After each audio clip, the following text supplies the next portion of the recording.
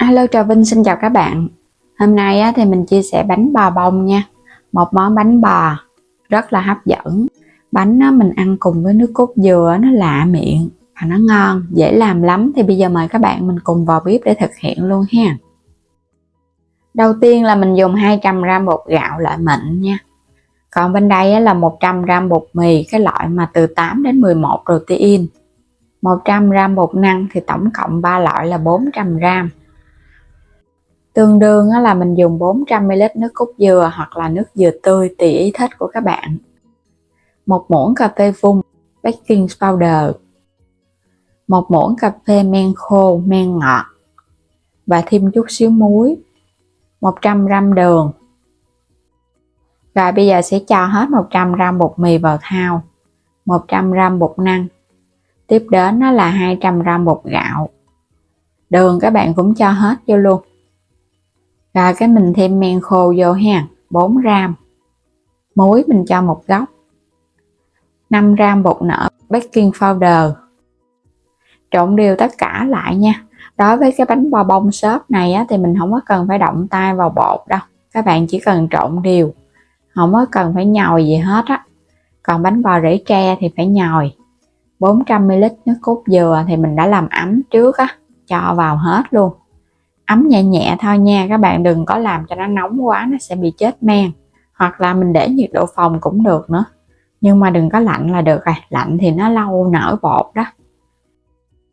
Trộn thật là đều thì mình thấy bột của mình nó sẽ hơi sệt sệt chứ nó không có quá loãng đâu. Vậy là được rồi ha. Chờ 2 tiếng đồng hồ, nếu có nắng thì mình đem phơi, còn không có thì ngâm ở trong cái thau nước nóng. Sau 2 tiếng thì mình thấy bột của mình nó nở lên rất là nhiều vậy nè. Lúc này các bạn sẽ khuấy đều để cho những cái bong bóng nhỏ nhỏ nó bể đi. Phần bột của mình nó hấp ra bánh nó sẽ mịn hơn nha. Gót qua cái ca cho nó có cái mỏ nhọn để chút nữa mình gót vào trong khuôn nó sẽ dễ. Hôm nay là mình dùng những cái chung nhỏ nhỏ này để làm bánh.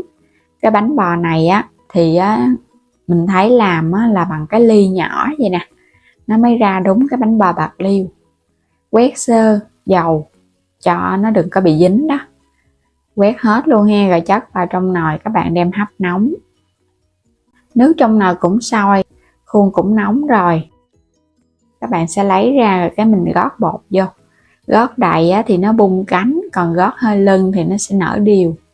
Ở đây là mình gót cho nó đầy tràn luôn nè, chút cho nó nở vuông lên.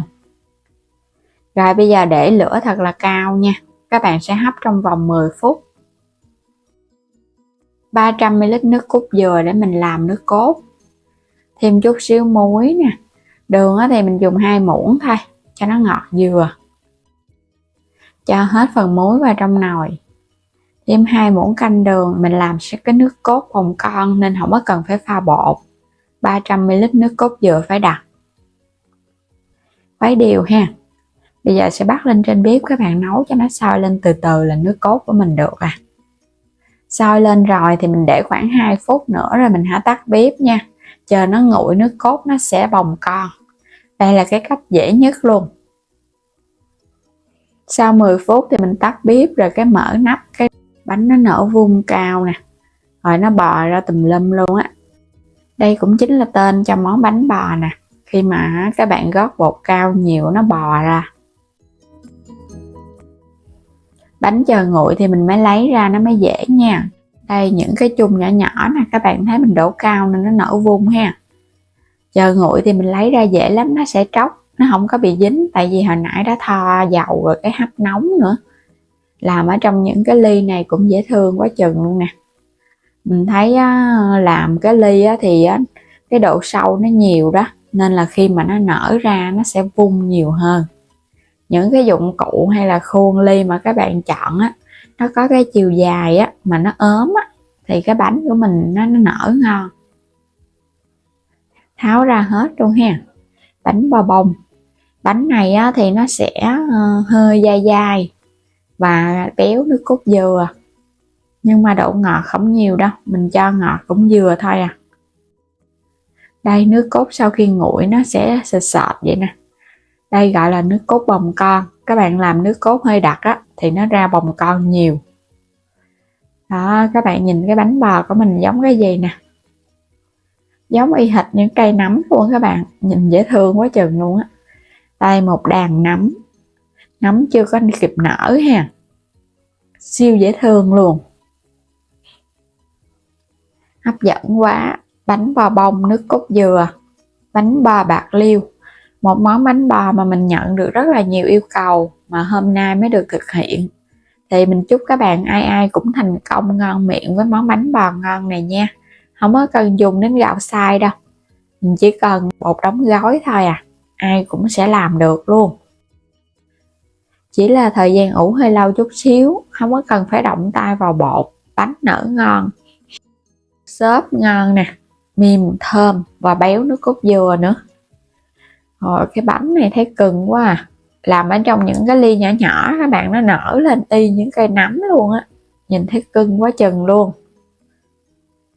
Khi ăn á thì mình sẽ rưới cái nước cốt dừa bồng con vô cho nó ngập ngập cái bánh á, các bạn chỉ cần trộn đều ha. Cái bánh này á là nó sẽ hơi dai dai khô khô, nhưng mà được kết hợp với nước cốt dừa bồng con thì ra cái món bánh nó đặc biệt lắm. Nó béo, nó mềm phần bột, và bột của mình nó càng tăng thêm độ xốp. Đây các bạn nhìn hấp dẫn quá ha. Chấm ướt đẫm nước cốt dừa vô. Nước cốt này không có cần phải pha bột giống như các loại nước cốt dừa truyền thống nha. Ăn rất là ngon luôn á. Ôi ôi, nó thơm, nó béo, xốp, mềm, nhưng mà độ ngọt rất là vừa, không hề bị ngọt gắt đâu. Ở trong bánh của mình nó đã có vị ngọt nên mình làm nước cốt dừa lợ lợ thôi. Ăn ngon quá. Bây giờ mình sẽ ăn cái cây nấm này nha. Một cây nấm trắng bông, có thêm nước cốt dừa áo ở bên ngoài nữa. Ngon quá các bạn ơi. Nếu mà chưa thử các bạn hãy thử ha. Mình thấy làm rất là đơn giản, không có gì khó hết. Muốn cho cái bánh của mình nó trắng thì mình dùng cái loại bột mì cao cấp. Còn các bạn làm cái bột số 8 hoặc là bột đa dụng thì bánh vẫn ngon, nhưng mà hấp ra nó sẽ hơi vàng vàng chút xíu. Chất lượng bánh vẫn xốp ngon nha. Nhưng mà mình thấy cái bột mì số 8 sẽ ngon á, vì cái độ xốp nó nhiều, kết hợp với bột năng và bột gạo nữa. Bánh cho ra nó sẽ có cái độ dai dai, mềm mềm, bông xốp. Công thức này là mình thấy rất là ngon. Bây giờ thì cảm ơn các bạn đã theo dõi hết video của mình ha. Nếu chưa đăng ký thì vui lòng đăng ký ủng hộ kênh. Và mời các bạn bấm vào góc trái video để mua thêm các sản phẩm ở trong kênh ủng hộ mình với nha. Bây giờ thì xin chào tạm biệt, hẹn gặp lại các bạn ở những video tiếp theo.